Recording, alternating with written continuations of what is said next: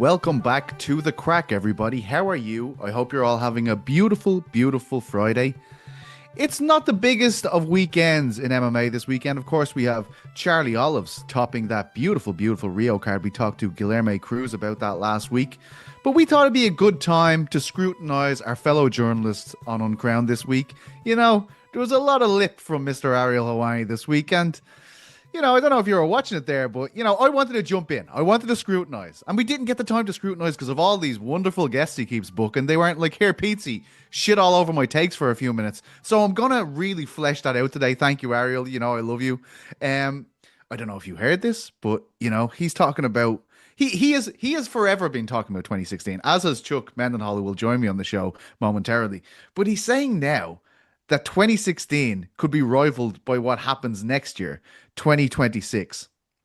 He's talking about the return of Ronda Rousey is potentially happening. We're talking about the return of Conor McGregor potentially happening. The return of Jon Jones, who didn't really go away for that long, let's be honest, against Alex Pereira, potentially at the White House.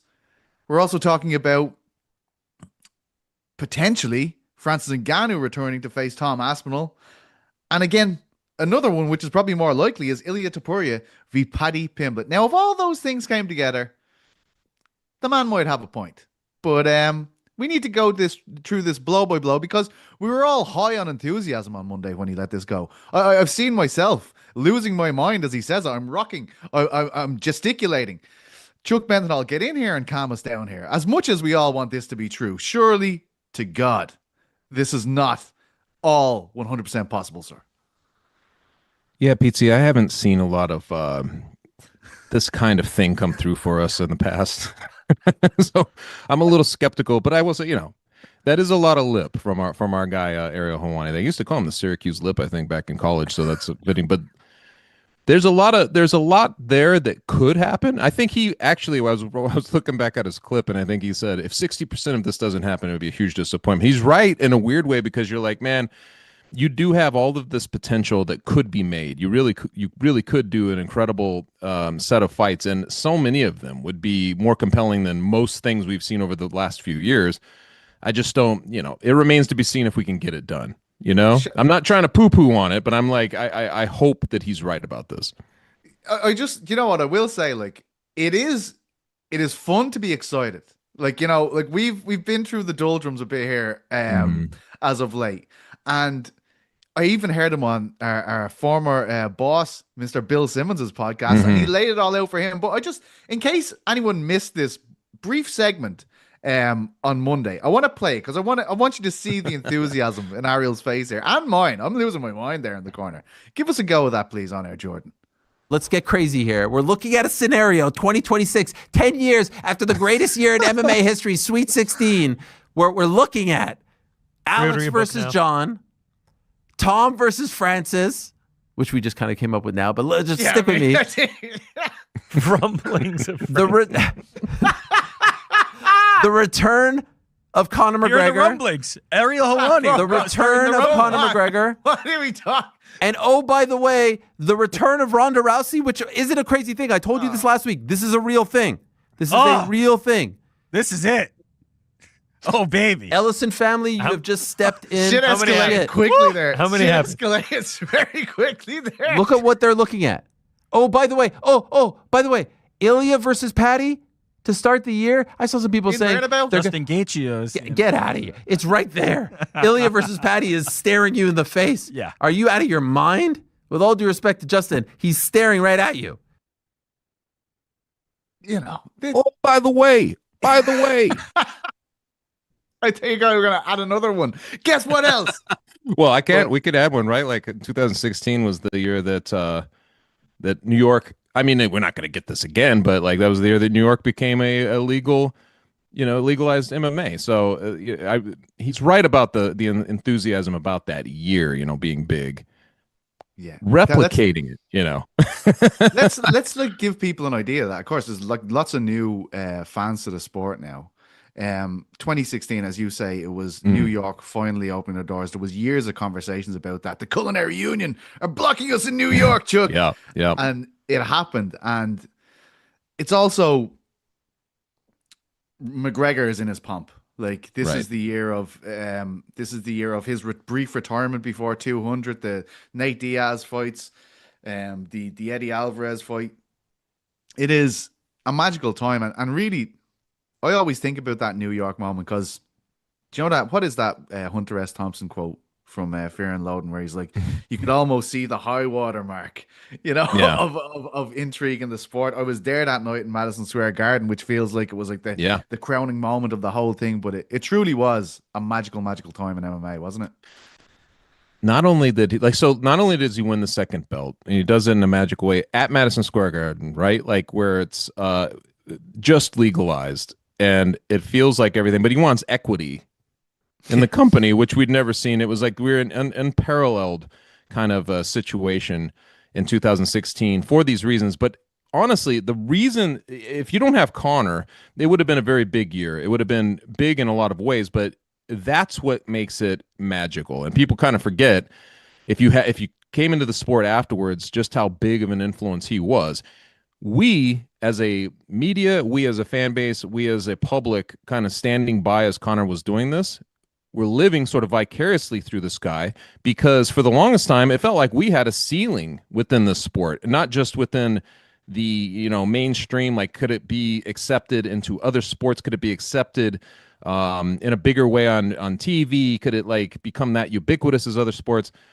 Suddenly you're playing in whole different spheres. And like, as they were kind of going on, and Conor was breaking down the barriers, and Ronda had already stood, and she was using this whole year for her comeback of the year, I believe, when she came in 2016 for the Amanda Nunes fight. It carried such an active part of our imagination and our will, because everything that everybody had put forward, right? Everything that we'd fought for the sport, if you loved it, was finally coming into fruition in the biggest possible ways in 2016. That is why it was a collective effort. There was still a familial feeling to it with the Cell, with still the Fertitta brothers. Dana was still he was obviously a very polarizing figure still then, but I think that most people are still rooting for success because he hadn't taken it where he said he wanted to at this point. There was so much going on, but that's why it's like, if we get anything like 2016, it would have to be a complete, you're going to have some forces that are on the come up, because the optimism, the faith that was about to pay off, and everything that came through with that all came into play at once. Whereas in these days, there's a lot of hate surrounding the UFC. The social media has made, the thing very toxic in a lot of ways. The political things that are happening, the White House event could end up becoming like one of those things where you're like, ooh, that was a gross thing to have partook in. You know what I mean? Like, it's like, you don't know how it's going to go. But I tell you what, if we can be optimistic and live in that for the rest of 2025 and hopeful that 2026 is anything like that, I'm with it, man. Yeah. And let's just before, and we are going to meticulously break down each one of these fights. But on the whole, right, like I'm just saying, right, like before we get into each one, let's take all scrutiny off the table first. Just direct question. If Alex and Jon Jones happen, if Tom and Francis Ngannou happens, if McGregor returns, if Rousey returns, if Ilya and Paddy happens, without getting into the weeds too much, do you think that could, in fact, put it up to 2016? I think it would be close because you have some of the names that are coming up. The big magic thing, like I mentioned, was that McGregor was at that time, I believe, only 27. Yeah. We didn't know. We were still, half of the enthrallment was just like, hey, how far can he take it? Where is he taking this thing? And obviously it ended up being the Mayweather fight the following year, but Ronda Rousey was kind of already on the outs. I think a lot of people had kind of turned on her, but it was also at that point that you're like, hey, she could come back. There was still like and she did come back that year, but like she could come back and reclaim something. I don't think too many of us were optimistic, but the casual audience thought that, right? So you still had these people whose futures you could still kind of get behind and be like, man, who knows? There's just so much world left for them to explore. And I think that you got a couple of those names in what you're talking about. The only problem is a lot of what you're talking about is the opposite. Like, because now you're talking about Ronda coming back. What is she, 38? You get McGregor coming back, 37, and he's got, court documents stacked up taller than him. You know what I mean? Like, he's got a record, and I don't know how much that plays in. That will still be big. Jon Jones coming back, but you're like, he really voluntarily left in a most frustrating way, and it's very fresh on everybody's minds. I do think the matchup in that you're talking about is what we're trying to get at, the aura, right? Because if you're talking about him against Alex Pereira, that's about as good as it gets. I swear, that is about as good as it gets. If you're talking about Tom Aspinall against Jones, let's just say that Jones won't do it, and you're talking about, Aspinall against Francis, about as good as it can get. So, like, if you put those elements into it, that's what really makes it, because then you're like, it's not like you're going to be like, oh, what's the future for Francis Ngannou? It's so huge. It's not the same kind of thing, but it's how rare do you get two fighters coming together who are that indestructible at the same time? And that's really what we hope for. Even Patty versus Ilya, I think I've been preaching this for the last year. It's like that was way more magnitude than people realize. Now it actually, I think people get it, but to get that fight and both guys still intact, I mean, that would be a beautiful lead up. Absolutely. And I agree with you. I think best way of looking at this is like, let's try and frame it from like what's most likely, what's least likely. First thing you mentioned was the returns of Rousey and the returns of McGregor. And for me, I am very skeptical about both. Even when even McGregor when, still, huh? Yeah, yeah. I'm sticking to my guns at this one. But even on the Rousey part, we all spoke about this earlier in the week when Ariel first did his great sermon about how this will go, and we're all kind of weighing in briefly on it. And I felt my energy and my forecast on her return was a lot more negative than the other guys. Like Rick, who in fairness has form with Ronda Rousey, we should highlight that yes, he did in fact vote for her as comeback of the year. I mentioned comeback fighter of the year. It went right by you, but I did mention this earlier. Oh, sorry. Again, he might have a more positive outlook on Rousey. Yeah, but I don't even think, and it's not based on just the Nunes fight when she came back. It's not just based on how she acted with the media completely freezing everybody out. I think the sport has moved on tremendously since then. And even though she was top of the food chain at that time, she hasn't gone near a fight in 9 years, nearly 10 years if she comes back next year. I don't think she can fight anyone in a meaningful fight and win. And so outside of her coming back and just using the Rousey name, I don't know what's in this for the fan base for me. So you don't think she'll be competitive, you mean, like against a worthy name? Like I agree with you 100%. It was not like the way she went out. People talk about like, oh, somebody got exposed. They use this. They've used this for years. It drives me crazy. Fraud checked, all this stuff.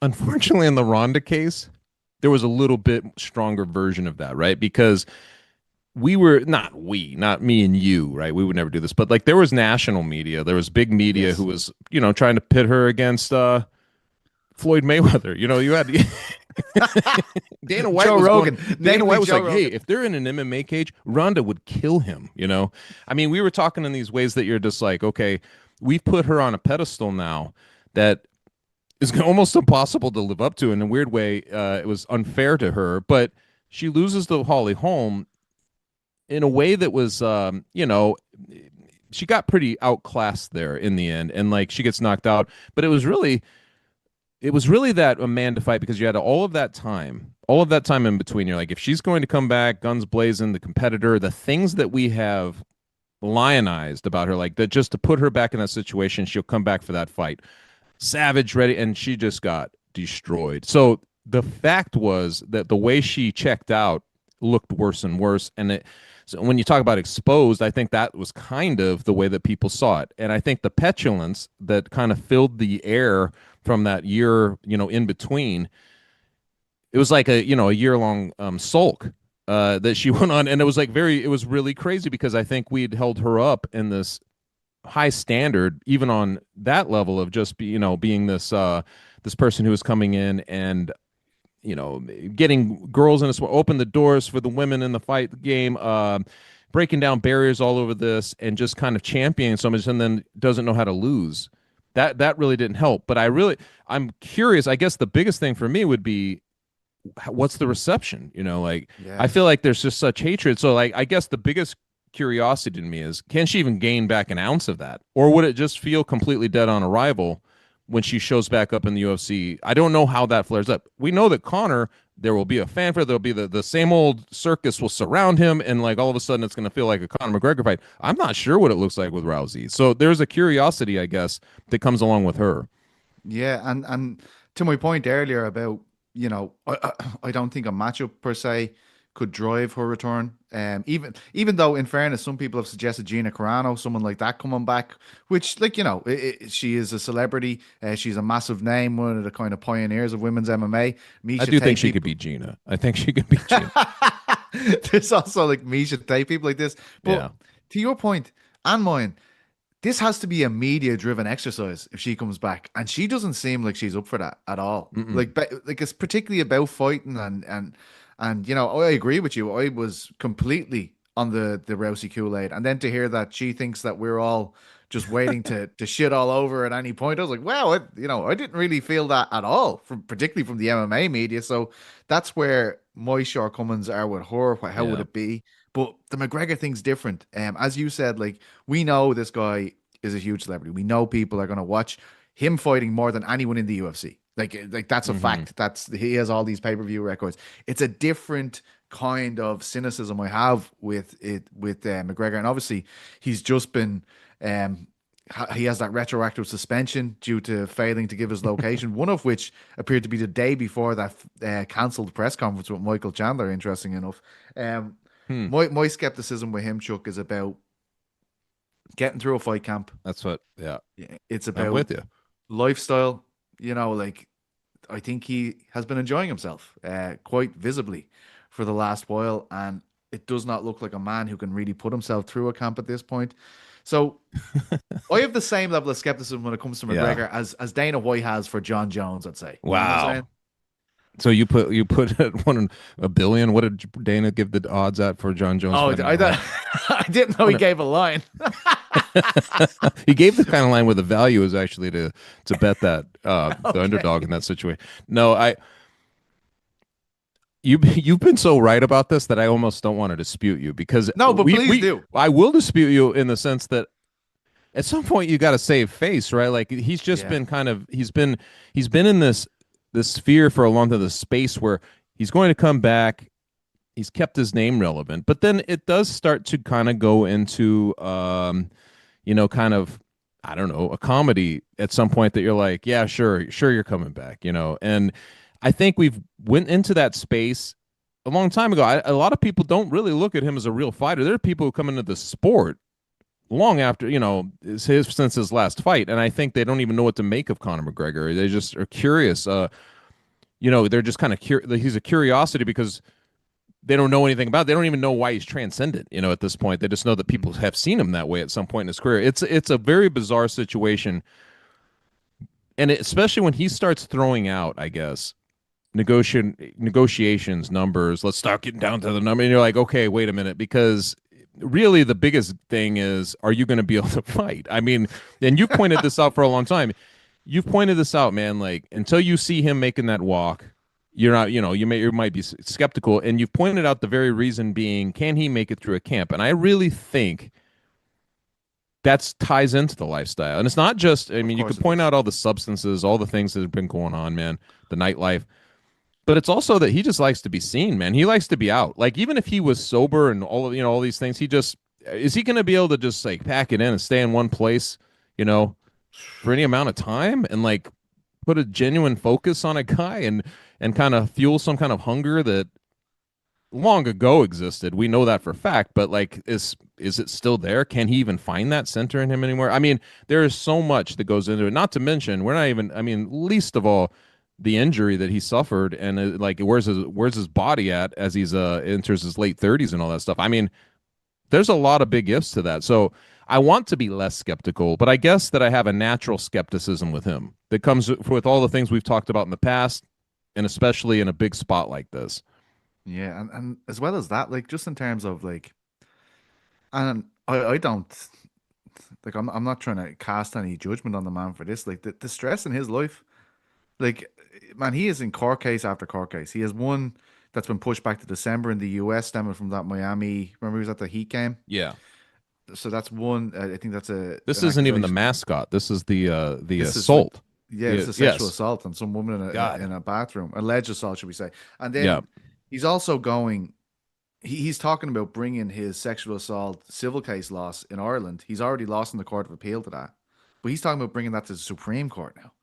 So you like this is Jesus, some man. high level shit. Like this is not like, oh yeah, let's hope this gets sorted in the background. Like this is all consuming stress in people's lives when this kind of stuff is going down, which I think isn't conducive to a good fight camp either. But let's try and be Well, at more least he withdrew his name from the Irish presidency. I mean, that's one thing off his plate. Yeah, I mean, we're all devastated over here. I'm sure. See you beaming over there.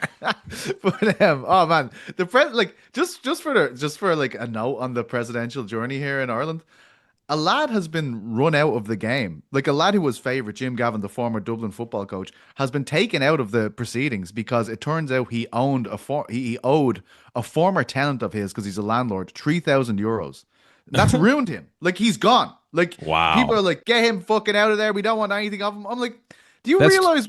That's a Tuesday morning in February for Connor. You know, that's You know what I mean? Like it's fairly like the scrutiny levels of scrutiny are God. far worse than even we're giving Ariel Helwani here. I'm gonna do my most positive note of all Ariel's forecast is the Ilya v Paddy fight. I think like if I was gonna say what is the most likely thing to happen there, that would be mine.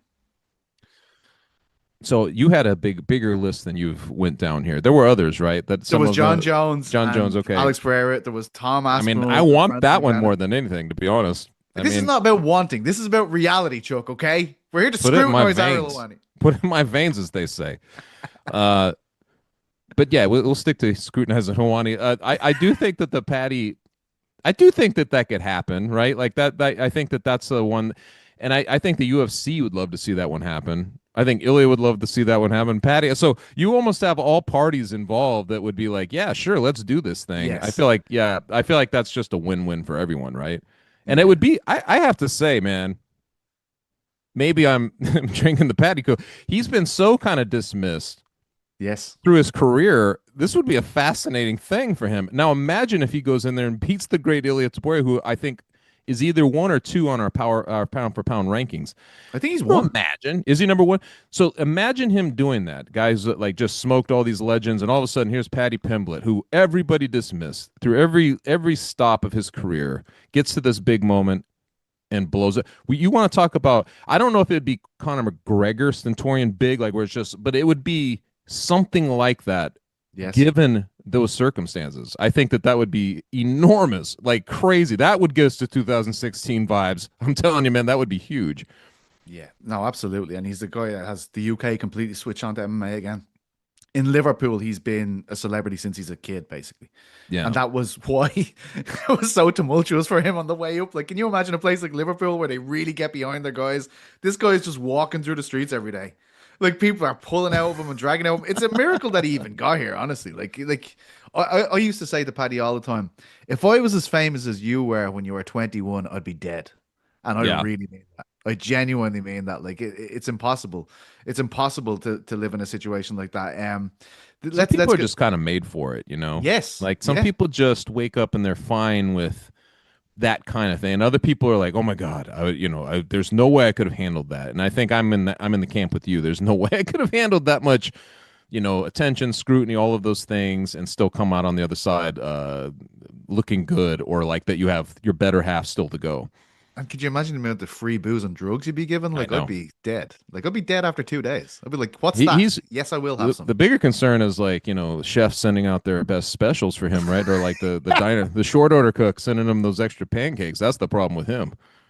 He's on Just Eat or whatever, one of them food apps, and he's like, "I can afford everything. Should we just get everything?" And he wants it all, man. You're right in terms of like the two most amazing things on this list are Pereira v Jones and Tom v Ngannou.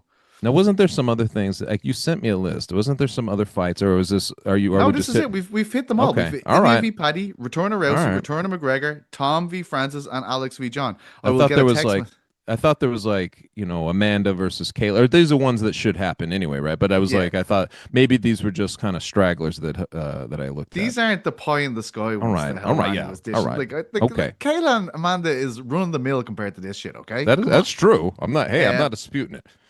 I feel bad for Tom Aspinall, and I wonder, like, because it feels like everyone is suddenly like Alex is now fighting Jon Jones, and I'm like, what wasn't our whole issue with this that he had to fight Tom, and then Oh God. Pereira just knocks Ankalaev out, and everyone's like, yeah, it's Jon Jones v Alex Pereira. Alex wants it. Man. Can you Our- complain? I mean, this is just our sport, man. It just does this like so much. But I have to admit, I was sitting there cage side when Pereira was knocking him out. I mean, that place was. It's been a while since I've heard a place that loud. It was so loud in there, like piercing as this was happening. And as he gets up, I looked over at the guy sitting next to me and I immediately was like, that Jon Jones fight would be huge, Straight away, you say this. Straight away. I mean, it's like it's not even a minute fresh in my mind. Oh my God. Unfortunately, that's just kind of how it always goes, man. I mean, but part of it, I think, for Tom is just kind of getting a fight in again, reminding everybody that he's who he is. Like he's been brushed to the side for so long that it's like you almost have to stay relevant by getting a fight again. Yeah.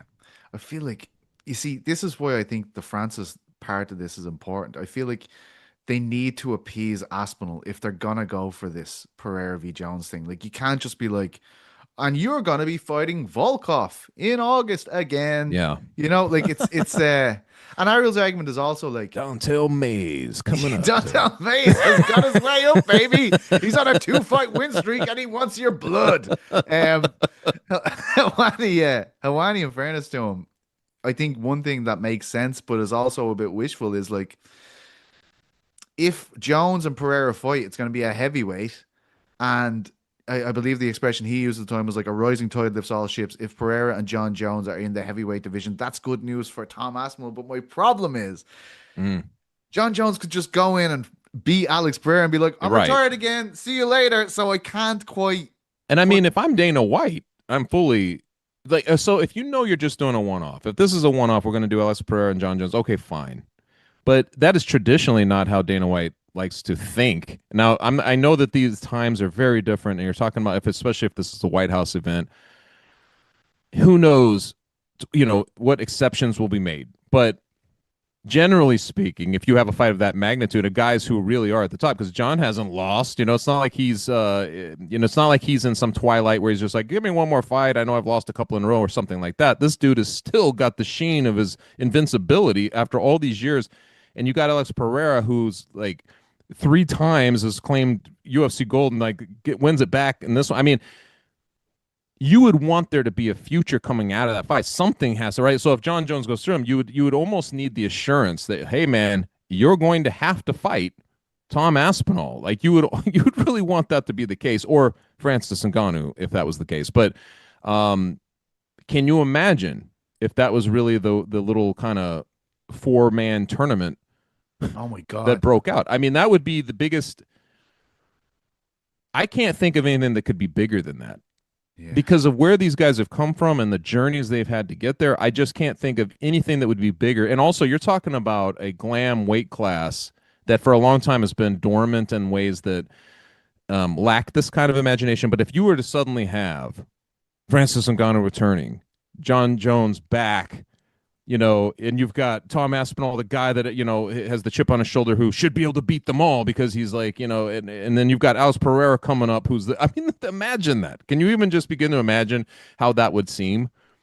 No, and you're right. Like if do you know what? Even without Rousey, McGregor, if they got so what did he say? 60%. If 60% of this comes through.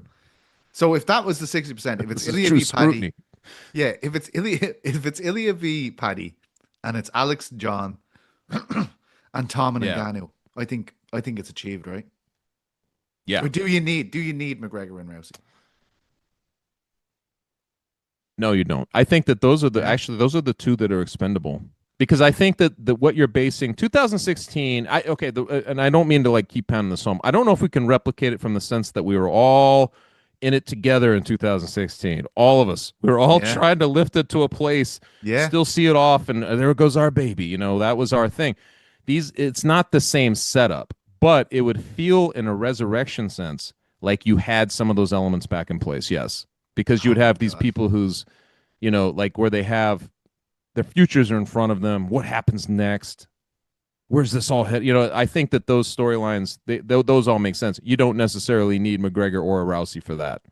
Yeah. And look, the image of, what is it, 36th around Penn Station there outside Madison Square Garden, the images of walking out of that event, the Alvarez McGregor event, and just seeing seas of people in every direction, shut down the block. Like, literally shut down all around that arena for about 30 minutes. Do you remember? Were you with us? Like when we? I wasn't with MMA fighting. I was about to join. Okay. Because we did this MMA fight. You know what I'm talking about? Yeah. We did the MMA fighting like pre-show, which to this day is just a hilarious, like, non-existent thing. I mean, it exists, but the crowd descended on us. It was me. I think it was Mark Raimondi. It was Ariel Helwani, and the crowd descended on us. And all it is like, I don't know how many minutes of just chaos where he's just trying to get the microphone back to one of us so we can make a prediction. And as soon as that prediction is made again, it's a swarm, and everybody just goes off. It was such a mad scene. I don't know if we could ever do that again. That was at the height of passion for this sport, you know. Yeah. And that was a lot of Irish passion. They you know, that was a big part because of that. Yeah. A lot of buyer's remorse there in the Emerald Isle these days. Listen, we've got to go for a break, but we're going to come back and speak about another development that could shape 2026, which is Eddie Hearn, the great boxing promoter, tickling our balls a little bit about a potential entry into the world of MMA, backed by none other than Turki Al-Sheikh. We're going to go for 2, and we'll be back to speak about all this wonderful stuff. So we will see you then, my loves.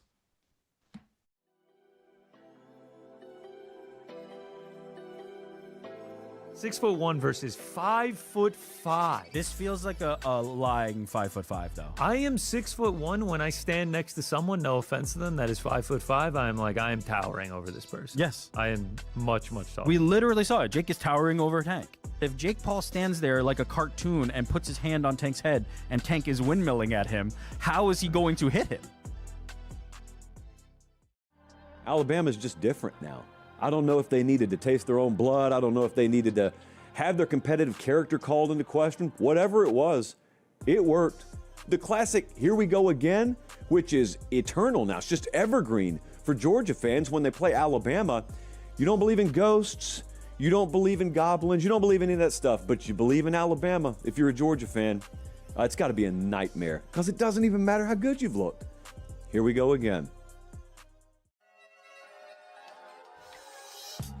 Is Jordan Love okay, man? Like, that last play was one of the most baffling things that I've ever seen in terms of like game management, where he just threw it to the back of the end zone as time was about to expire and luckily landed out of bounds with 1 second left. Getting the touchdown, it would have been sweet if he scored, but wow, that was so risky and so unnecessarily risky too. The way it ended has to also mean something. You still have to hold these guys accountable. At a certain point, if we actually believe that Penn State is going to turn the corner and be a real national title contender, like, you want to see them win that football game, and they just did not do it again. If the game would have ended the way the third quarter ended, like, we would be like, what the hell was that? But that's the fun thing about football. There are 4 quarters, and oftentimes the fourth one's the most important.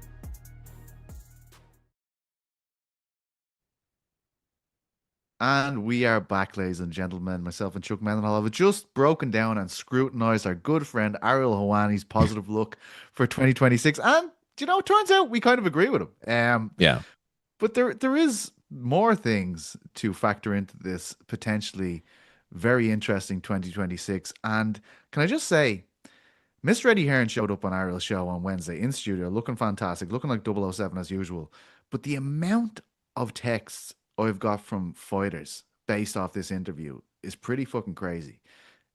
He said a lot of things, including stuff pertaining to revenue splits, lambasted the UFC's payment to fighters, potentially said, like, Dana White will not be able to beat him in the world of boxing.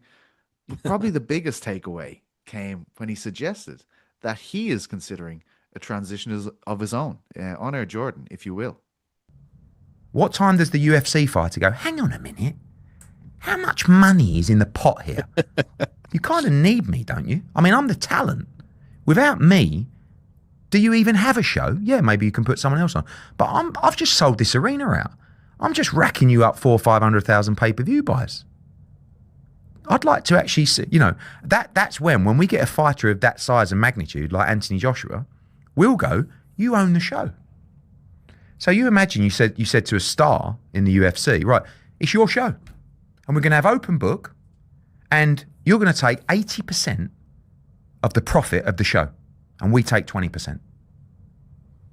Imagine how much the UFC fighters would be making. This lad, Chuck. This lad. You know who was? I mean, we could only see Eddie in that shot, but you know who was sitting there like Ariel and me at home. He loves it, man. He loves it. I mean, that's some. Okay, so we've heard things like this in the past, right? Like you hear guys come in, they're going to do these things, or flirt with the UFC, or not UFC, MMA. They do these things. There's always just an automatic, instantaneous like level of skepticism about it, because you're like, dude, you don't get it, man. You don't get it. You don't know what you're up against. The business is harder than you think, and Dana White is more ruthless than you think. Like all of these things will come into play, and even if you want it again, you won't. There is something different about that, because this is a dude who does know what he's doing, and he knows a different model, and he knows how to do it so that it works. He also speaks fighter language. There's a lot to that like when you hear it and you're like, I don't know. It's almost like somebody standing up to a longtime bully, and you're like, oh, wait a minute now, because this guy's been training. And you're like, I think he can beat that. It's one of those type of situations. Obviously, like it's a whole different kettle of fish when you get to MMA, and if that were to happen, it would not be as seamless, as maybe everybody would hope. But I do think that's something to pay attention to. Absolutely. And like, I'm not messing, like so many fighters onto me yesterday, coaches, everything. And it's just an interesting battle. Like Eddie Hearn and Dana White are two very different guys. Like if we're looking at this like a fight, like if it's a styles matchup in terms of promotions, you have Dana White, who is archetypal bully, like is saying on 60 Minutes last week, he's as proud to be loyal as he is to be a bully. Basically, they're like, two words to describe you. One's loyal, one's a bully. And he's like, yeah, I love it. I love this shit. He's the biggest dog on the playground. Do you know, like he's the guy, if you're in school and you look at Dana White, you're like, yeah, I'm not fucking with that guy. Eddie Hearn's very different. He is smiling. He is very approachable. He does every interview in the sun, doesn't block anyone else, but he will smile as he cuts your throat. Like these two guys are promoters. Neither of these guys is like, one of them's a really ethical guy, the other one isn't. Like these are both lads who know how to sell shit, and just the matchup is so intriguing to me. Yeah, maybe that's the biggest fight of 2026. Maybe it fucking is. Dana needs it.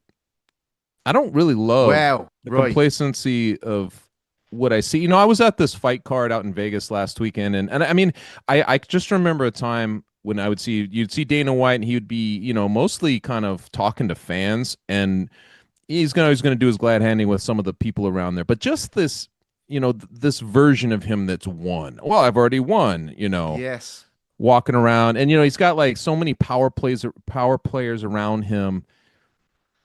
Nobody should, I just don't. He was at his best when he felt threatened, and I'm like, so at some point, I hope it happens, because I don't really. I mean, there's something about like him being complacent and just that 60 Minutes interview you pointed out is just such a perfect example of the thing that was raised and what it became. And now I'm like, okay, well, what happens when it doesn't seem so easy again? Is that competitive fire there? So it's similar to what we're talking about with Conor. Like, is he going to be able to revert into this guy who can play that kind of mental chess and like business chess against a guy who knows what he's doing? It would be, to me, I'm like, I guess there's something about it that you're rattling a cage that hasn't been rattled for a long time. Ever since Dana White went into whatever he said in his cabin and counted as $300 or $400 million after the sale, it's like when he did, once you're doing that, you've already won.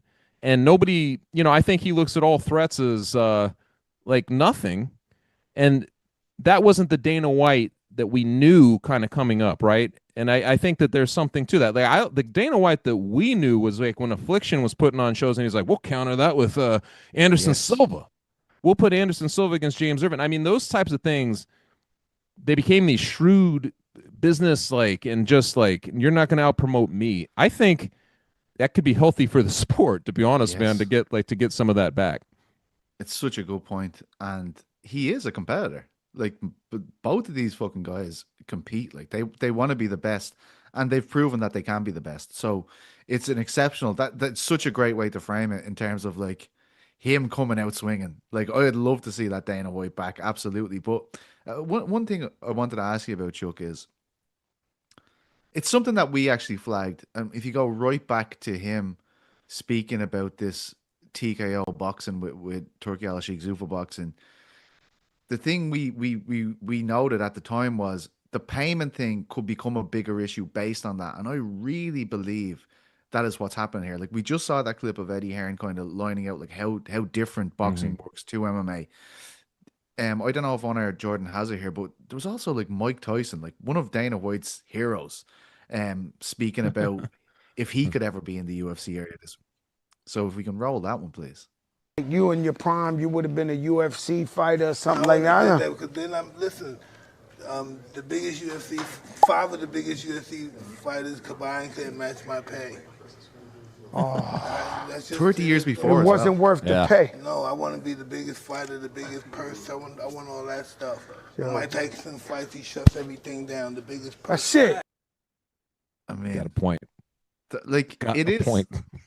Like, I was actually reading one of Don McRae's Dark Trade, where he's with Tyson, he's with Eubank and all the guys, and the money those lads were getting paid for like events in the UK, like with the likes of Ben and Eubank and then obviously Tyson and the money he was making. Like, this is late 80s, early 90s when he's writing this book, and fucking like the payment in MMA pales in comparison to them.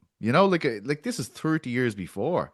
And I also spoke to Mick Conlon last week because it was a previous interview Eddie Hearn had done with Ariel, and he was like, the way he was speaking about it so matter-of-factly from the boxer's point of view. And bear in mind, Mick Conlon is an Irish boxing legend in terms of what he did at amateur, but he only ever challenged for a world title as a professional, never was a world champion. Not yet, anyway. He is on his third quest for one at the moment, but this guy never fought for a world title, and he was talking figures to me, and it's like, he was saying like Francis Ngannou was fighting for world titles. He was the champion, the baddest man on the planet, and I was getting more money to challenge for a title in Nottingham than he was making for being the baddest man on the planet. Like, has this all just kind of blown up the payment issue for the UFC, do you think, this whole boxing exercise? I mean, we've had it. We've had this going on for a while. I think that when you get, I guess we kind of outlined this, when you get the Dana White now dipping his toe into the other sphere, like he's now boxing, Zuffa boxing, all this, this will naturally come to the fore. Really, it always comes down to fighter awareness. It's like, I feel like we've talked about it, but the fighters themselves seem reluctant to really do anything about it. But I'm like, if it really comes down to it, where it wakes up just some larger notion of like, hey man, we're getting screwed. I would be like, I would be shocked if it didn't on some level, because boxing always produces, these big, like, because of the Ali Act, right? And because of like the promoters basically give so much more of the revenue to the fighter. It's like this whole, it's such a glaring discrepancy that it's shocking that in the year 2025 there aren't more fighters talking about it. When I did a big interview with Corey Sandhagen before his fight with Marab this weekend, and I'd asked him just kind of offhand, like, "Hey man, are you part of the pay-per-view points? Just given that, like, I know you're the co-main, but are you part of that too? Because as one of the guys who's fighting for a title, and I don't know how often they would actually do this. Ariel would probably be able to correct me right away. Maybe this was a dumb question, but he goes, I don't know. I don't know if I get any pay-per-view. And it was just it's almost like, dude, I mean, even if it's a stupid question, you should know that you're not getting, you should know that that's definitely not part of it if it's going to be. And I just feel like that there's a lack of awareness with UFC fighters that certainly doesn't exist with boxers right now, and how those two things over time play out. Will boxers start to lose their bearings when it comes to their pay? I doubt it. And it's not going to happen quickly. It's a weird thing, but it's going to be very glaring if the two sports, first of all, fall under one umbrella, and also if you have promoters kind of crossing between the two. It's going to come out, and that's where Eddie Hearn's 100% right. And I guess that is one of those storylines. Like, if he did come over, wouldn't it just become now the biggest thing? Because it would be very clear, what it looks like if that kind of promoter exists in MMA. You know what I mean? And he gets two big names. It would be very, very interesting, wouldn't it? Because now all of a sudden you have a true, basis for comparison. Yeah. Yeah. No, it would be so interesting, but it affects so much of the UFC to challenge the structure that they currently have.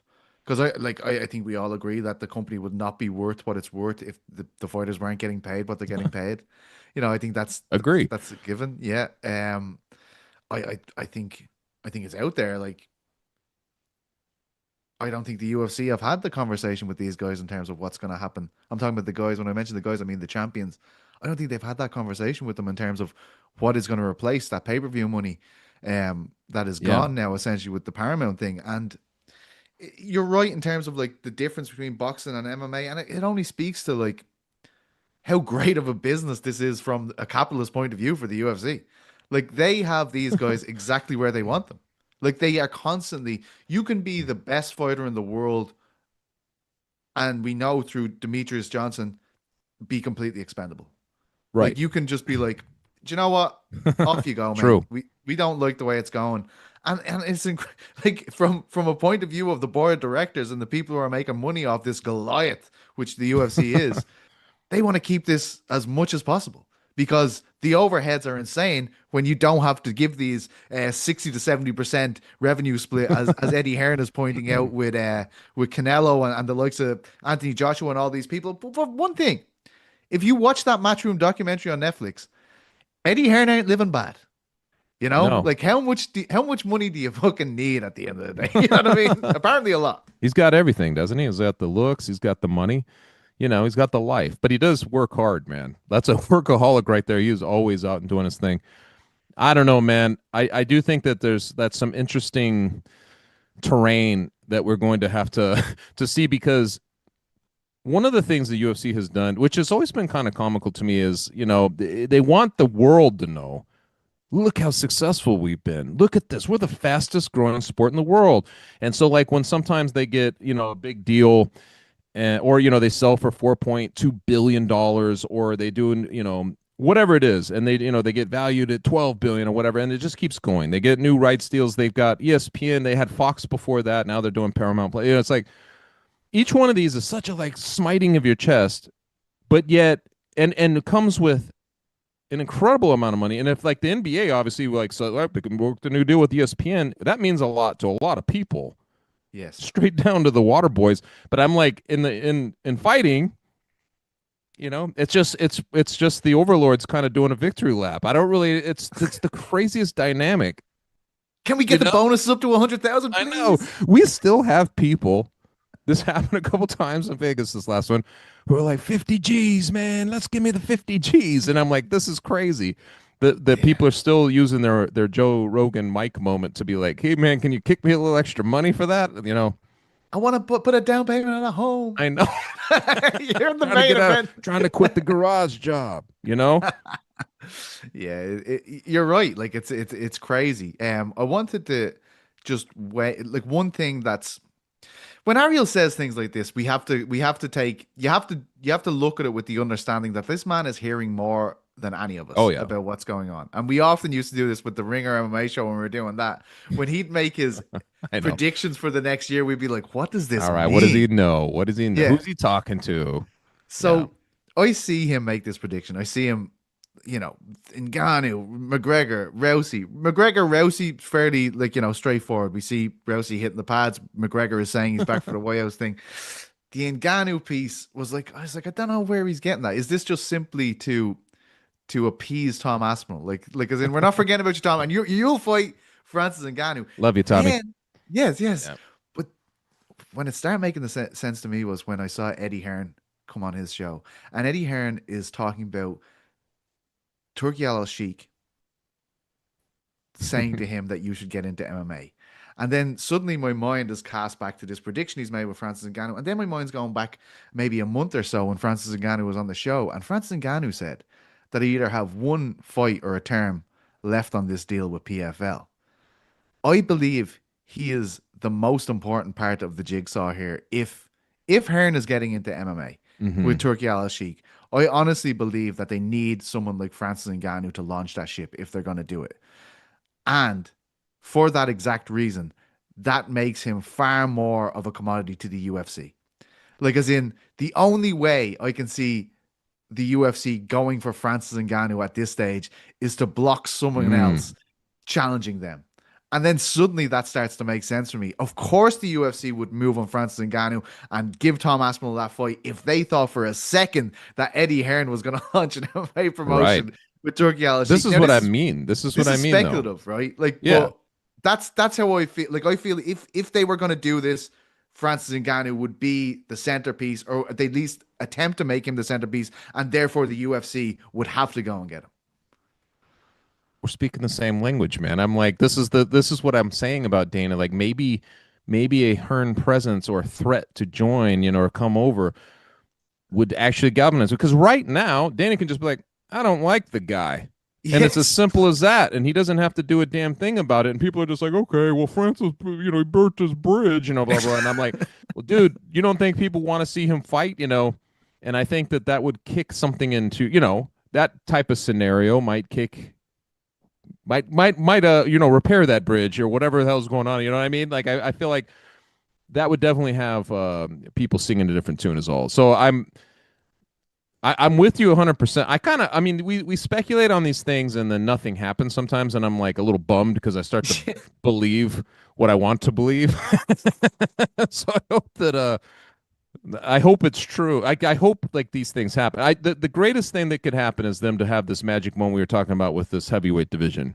I think that I don't think it's ever existed. I mean, the times where we've had, clear like hope, I guess, for big things, it was like with Fedor, and they couldn't get a deal done. They couldn't bring him over. So you had like some of these guys that they just left forever in speculation. Like, I don't know what happens if Brock fought, him at the time and all this stuff. I just want one time where they're like, no, man, we got all of them. We're going to do all of this at once. That would be so crazy to me. And it would really be a return to something about the UFC, like kind of on a promise of putting the best fights, putting the best fighters and all of that. It would be like this kind of honoring of like some system that forever ago was broken, but it would kind of bring it full circle back to that, wouldn't it? It would just be a great thing. Man, I'm so with you right now. Like, we started off like, oh, let's scrutinize this, and now like an hour later, we're like, whoa, this is gonna be amazing when this The other thing I love that Helwani said was this. Got me again, motherfucker. You knew what he was doing. Yeah, I mean, it's all very, very. But what's up with like this Turkey, like just kind of collecting toys on both sides now? It's like, that's crazy. He is such an agent of chaos. It's unbelievable. Shit stir. For many reasons. Yeah. I mean, outside of sport too. Wait, no, what did Hearn say? He was like... he loves the fuckery. He loves the fuckery. I think he's right about that. But I do feel as though, like, he wants... Like, I think he has fun being the master of puppets. Sure. And I do feel like Dana's possibly rubbed him up the wrong way. And what, like, from his point of view, with this enormous wealth, what is a funnier thing to do? Like, what is a more entertaining thing for him to do? Like, he's already right, dude. Hey, you know, he wanted to make an announcement at the UFC 319. He was like, Dana will make this announcement now. As soon as he got shut down, game changed, man. The game changed. Man, that's what I'm thinking too. I'd go back to that moment. It's like, that's all it takes, and I will come after your whole fucking legacy. He's like, oh, crazy. you think you're as powerful as me? You know? Man, we are headed for a fucking war of worlds here. It's absolutely crazy. We have a few things. We're just hyping some bullshit that doesn't even exist now. I don't even. I know, but I mean, isn't it worth it to get excited about it though? Man. Like, it's yeah, I'm fucking buzzing. It beats the normal crack when we're like, so what do we think's next for Conor after this last court date? Does the UFC intervene? Peter, he's running for presidency. How did the people of Ireland feel? No pressure. We have a few things to wrap up in the back end. We're going to hit you with an ad break now, but we'll be back to speak about Ice Wars, Chuck's favorite. Maybe a bit about, was Hughes v. Usman promoted the way it should have been? Paul Hughes didn't seem to think so when he was on Ariel's show earlier this week. And we will finish off by taking a brief look at the Brazil card this weekend that the boys and back so wonderfully broke down yesterday. So we'll be back after this.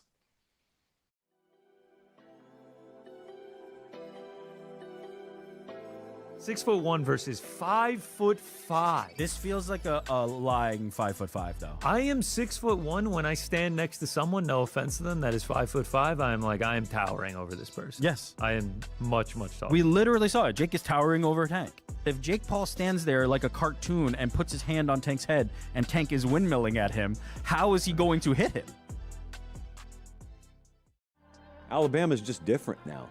I don't know if they needed to taste their own blood. I don't know if they needed to have their competitive character called into question. Whatever it was, it worked. The classic "Here we go again," which is eternal now. It's just evergreen for Georgia fans when they play Alabama. You don't believe in ghosts. You don't believe in goblins. You don't believe in any of that stuff, but you believe in Alabama if you're a Georgia fan. It's got to be a nightmare because it doesn't even matter how good you've looked. Here we go again. Is Jordan Love okay, man? Like, that last play was one of the most baffling things that I've ever seen in terms of like game management, where he just threw it to the back of the end zone as time was about to expire and luckily landed out of bounds with 1 second left. Getting the touchdown. It would have been sweet if he scored, but wow, that was so risky and so unnecessarily risky too. The way it ended has to also mean something. You still have to hold these guys accountable. At a certain point, if we actually believe that Penn State is going to turn the corner and be a real national title contender, like, you want to see them win that football game, and they just did not do it again. If the game would have ended the way the third quarter ended, like, we would be like, what the hell was that? But that's the fun thing about football. There are 4 quarters, and oftentimes the fourth one's the most important. Hey. Welcome back, ladies and gentlemen. We didn't forget that the break was ending there and just talk about NFL for 2 minutes solid. That's something we definitely didn't do. I was saying that Petesy should go. He's so close to London. I'm like, go see the Denver Broncos take on the who they playing? New York Jets. Are they playing the Jets over there? Yeah, they're playing the Jets. You know that on air, Jordan. No, they're playing the Jets. Oh, they're playing the Jets. Go check it out, man. I hear that on air, Jordan doesn't really like the Jets anymore because Aaron Rodgers doesn't play for them. He just kind of was like, yeah, I actually like them more. Yeah, there you go. And I've already tuned out on the season. Well, I think 0-5 tends someday. to do that. I mean, I wanted to ask you, Chuck, because we didn't have you on last weekend. I was forced to get the Brazilian Beast on and my Irish duo to form the Trident of Knowledge. But Hughes v. Usman was last week, and one thing, without getting into the scorecards, we've talked about this all week. Mm-hmm. One thing that Hughes said when he came on our show on Wednesday was, and I honestly feel in particularly this is to do with the US audience, because we were doing the show last week. People didn't know the fight was on. People didn't know where to watch the fight. He kind of said, like, it was disappointing to be like on fight week and have people still reaching out to you going like, when is this? Is this week? And how do I watch this fight? Like, do you think they may have fumbled the bag a bit in terms of what this fight meant, how tuned in a lot of people were to a rematch happening, and then maybe not promoting it to the level it deserved on Fight Week. It felt like it fell straight to the diehards out here. Like, it did not feel like it could even possibly be a casual event. I just happened to be in Vegas with some guys in town, an annual trip. That's why I went to the that's why I went to the UFC fights. And as they were coming on, I'm like, oh yeah, we got to go watch this fight, and could not find it. Like, Wow. And I mean, you're in a, like, some of the, we went to a couple of sports book type things where they have just everything on. That's pretty sad. Wow, You should be able to watch. Yeah, you should be able to watch a fight of that magnitude, especially when it means something to what we considered. And I mean, I guess it's still the case, right? PFL being the second by default at this point. Like, maybe they haven't been as big as we'd hoped. Maybe things haven't worked out. But still, you have a rematch of a fight of the year that really carried that kind of import. It was a little disheartening, man, I got to say. So I don't know, who'd you say was complaining about it? Hughes because was on Ariel show I think Wednesday, I think he's dead on right. I think he's dead on right. I don't think they made that too easy on us at all.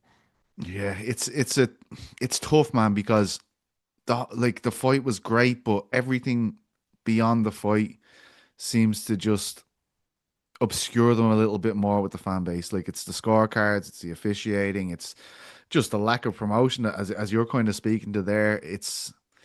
I just feel like with a fight like that, when you've got everyone buzzing for it, it just failed to make the imprint it should have. And you kind of don't walk away. And maybe this is me speaking from an Irish point of view, but I don't think it is, in terms of, I saw so much reaction to the cards, so much reaction to how everything played out. You just kind of feel like you had such an opportunity there, and we're coming away with I don't think you've built this brand. I don't think you've got more people on the PFL train, which an event like this really should be for, Dude, there was their big event last year, October, right? It was in October when Francis Ngannou fought. It was Chris Cyborg is just now, it took him forever. And we do these rankings, right? Like, we do these pound for pound rankings, and they've got a couple of fighters that are always on there. It's like just they're kind of staples. One of them being Larissa, is it Pacheco? How does she? Yeah. So and I keep posting on there as I write these things, like, alert. If anybody hears from Larissa Pacheco, please let us know. It's like she's fallen off the face of the earth since she fought. And I'm like, this shouldn't happen. And it's not just a matter of matchmaking. It's just keep your fighters in somewhere in the headlines, or like, give push. Very weird, man. It is very weird what happens over there. Yeah, well, hopefully things can pick up, I guess. But listen, one promotion that is having no trouble whatsoever, Chuck. This has been championed by you for a long time. Yeah, I guess I'm the only one, PT. But tell us. I believe Ice Wars is back, baby. Ice Wars is back tonight in Sunrise, Florida. They're the I think an Amaranth Arena. It's the same arena where the Florida Panthers play. So this is a huge, like, kind of step up. Yeah, this is an NHL arena. It's a huge step up for them. The first couple that they did, kind of in a soft launch sense, was in Mount Pleasant, Michigan, and then somewhere, I think it was in Cal type of casino up there. They weren't sanctioned. They were wearing gloves, so they weren't really dropping the gloves. So they were fighting with MMA gloves, which didn't make sense to me, really. And then they were also fighting and skating on synthetic ice rather than real ice. All of that's been rectified. So I guess, in my morbid curiosity, because I was at the one in Michigan, and I had a great time with it. I guess I saw the potential because I keep talking about it. So I'm anxious to see how this all pans out on real ice. You know what I mean? Given that now they're going to drop the gloves, they're going to be bare knuckle, since they're affiliated to bare knuckle. Anyway, that was important. I feel that was important. Yeah. So now I feel like we'll finally see, how that's going to look in their intended form, and they've got all their big guns out. Even Charles Rosa, the former UFC guy, is on the card. He's fighting somebody because he was a hockey player first. They've got all kinds of names. The Laporte brothers, who, like, the twins who I pointed out before in the pieces I wrote, are both on the card. Oh, have we lost Chuck? Have we lost? No. Please, God, no. No! He was just pitching Ice Wars. Why do you do this, Internet gods? He was just telling us about the ice hockey lads beating the piss out of each other, and he suddenly freezes on the Craic. I mean, it's very disappointing. I'm looking at him now. I know you guys can't see him, but I'm looking at Chuck Mindenhall, frozen in time, full of enthusiasm, speaking about his beautiful Ice Wars, which returns this week. It is, of course, an affiliate of BKFC, and they will be, of course, using their bare knuckles this time around. Of course, we have Charlie Olives this weekend as well. He is fighting Gamrot, and as I said to you guys yesterday, if you are looking for a preview of this fight, get over to the boys in the back, our Thursday show over here. They did a wonderful breakdown of it. You know, if any of you saw a headline this morning that said Oliveira misses weight by 9 pounds, fear not. It is a different Oliveira, Simon Oliveira, who came in at 144 pounds for his fight win with Luan Lacerda. It is a very Brazilian focused card. Hang on, do I see the beautiful Chuck Mindenhall back?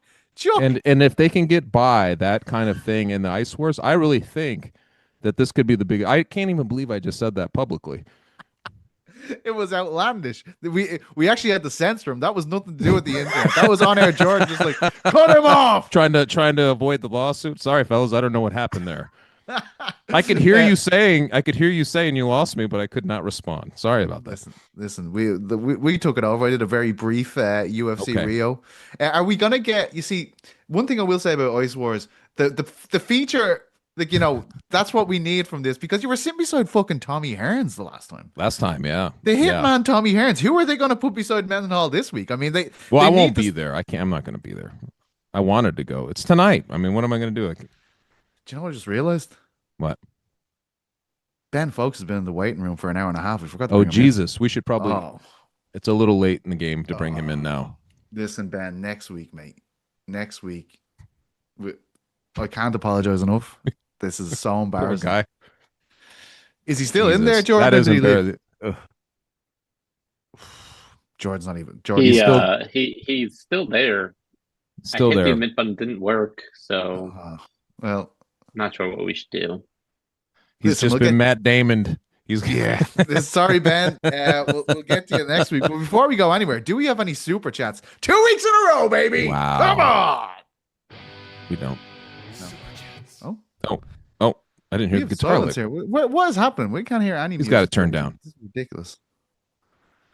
What is happening? Oh, Brett. I wonder if this is our good wonderful Brett. friend Brett Yeah, from the Ringer. It's got to be $10. $10. Yeah, that kid had money. He is. He smelled like money. He did. He used to throw it around at people. He looked from a certain profile sense. He looks like Ben Franklin. You know. Let's see what press. Jones v. Pereira would be fun, but for the sanctity of the sport, John should not be allowed to come back until he stops ducking and makes the fight we've been waiting for. It's definitely Brett. Hey. Jones v. Stipe too. It's definitely Brett. It's a good point, man. Like you're just gonna award Jones, like, you know, for doing that whole song and dance with Aspinall. You know what I mean? Like, it doesn't feel right. But if you could only get him for one fight, and it was, you know, I don't know. I'm torn on that. That's why the Francis thing's important, right? Like you have to fucking make this right. Right. Like you if you're gonna do Jones v. Pereira, you have to do Francis v. Tom. If Tom comes away with this, staring down the barrel of Jolton Almeida, like, well, this is all going on. I mean, I'd feel incredibly. You know, he is going to. Man, Andy, I was the one when we were speculating about all this before. I'm like, because we were like, you know, Tom Aspinall against Jones or Tom Aspinall against Pereira, and I'm like, you know, it's gonna be Tom Aspinall against Cyril Gane, and look where we are. It's so funny. People keep bringing me on their shows to be like, here's Mr. Europe to tell you that Cyril Gane is actually a great fight with Tom Aspinall. I'm like, oh, for fuck's sake. Here we go again. He's about to lie to you. No, it could be a good fight. Oh man, is that all we got, Jordan, or what's up, lads? One fantastic super chat from Brett. We love you all. Have a fantastic weekend, whether it be enjoying Ice Wars, whether it be enjoying the UFC event from Rio. I have been Petesy Carroll. He has been Chuck Mindenhall. Thank you to On Air Jordan. Thank you to Oscar Losef, and thank you to all you beautiful crackheads. We'll be back next week, and we'll let Ben in if he wants to come. Very sorry, Ben. Won't happen again, mate. We love you. Mwah!